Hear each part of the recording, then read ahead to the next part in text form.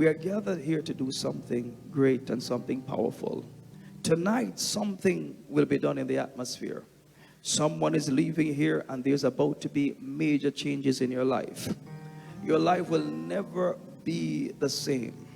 How do I know this? Well, the Lord says we should decree the end from the beginning.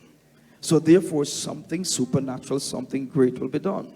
There are some things I want you to write. I want you to take it for the next 5-7 minutes, and then we're going to take this home just after. Brothers and sisters, I want to speak to you about, and briefly, about two things. Gates, one, and number two, I want to speak to you about 5 levels of warfare. Very important, 5 levels of warfare. And I want you to know that the enemy has no friend.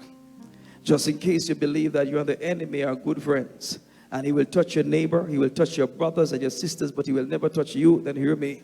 Then there will be a rude awakening at some point in time.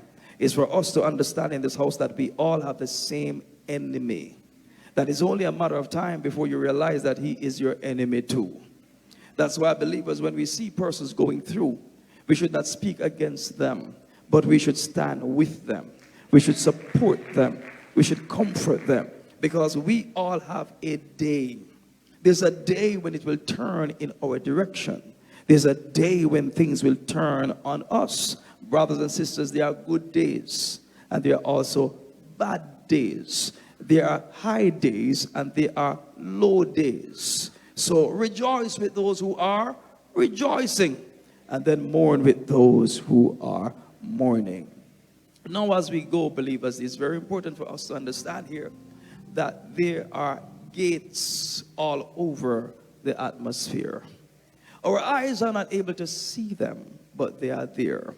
We must understand that gates in the scripture are places of one power. Someone say power. It's a place of power. It's a place of authority. It's a place of defense. It's a place of splendor and safety when it comes to gate. Whoever controls the gate controls the territory.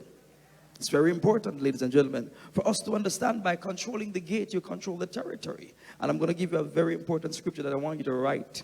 Amen. I don't want you to forget it. Amen. It says, whoever controls the gate controls the territory. So whoever controls the gate controls everything.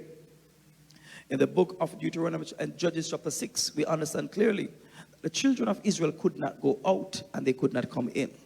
But then there was a reverse in the book of Joshua chapter 6. Well, the Bible says that no one in the city of Jericho could go out or come in. Why? Because the children of Israel controlled the gate. And because they controlled the gate, those who were in Jericho could not come out and they could not come in. Brothers and sisters, I could ask you a question right now, which is, who controls your gate? Amen. I must say that if you are suffering in a certain area, it means that someone controls that gate.